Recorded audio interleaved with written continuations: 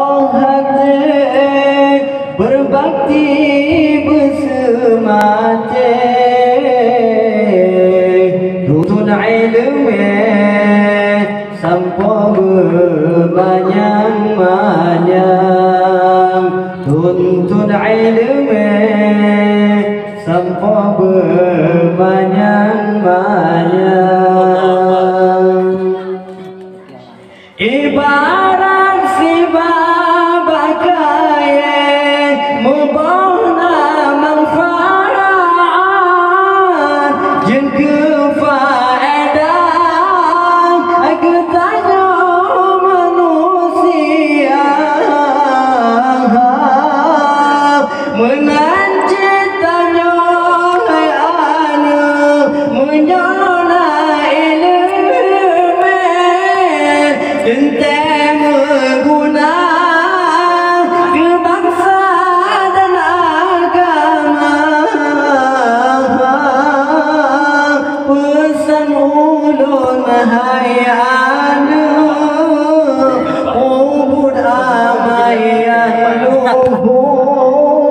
tasyukur tafakur bapa Rabbana alun sayang patut kehayangan hanya berajin beryakin jazakumullah hanya berajin beryakin dalam daya hanya empah hati berbakti bersemati tuntun ilmu sampai berbanyak-banyak tuntun ilmu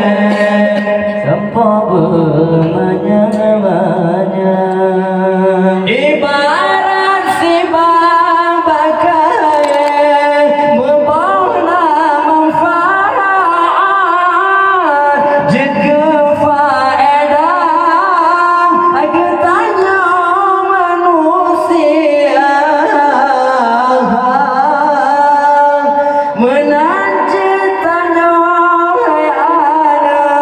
menyona ilmu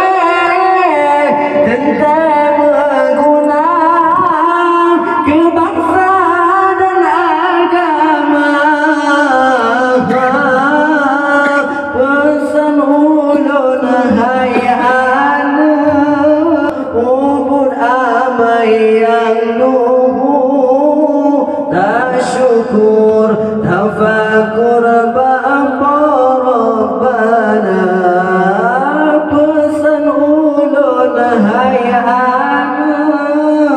ubud amai yang luhu tasyukur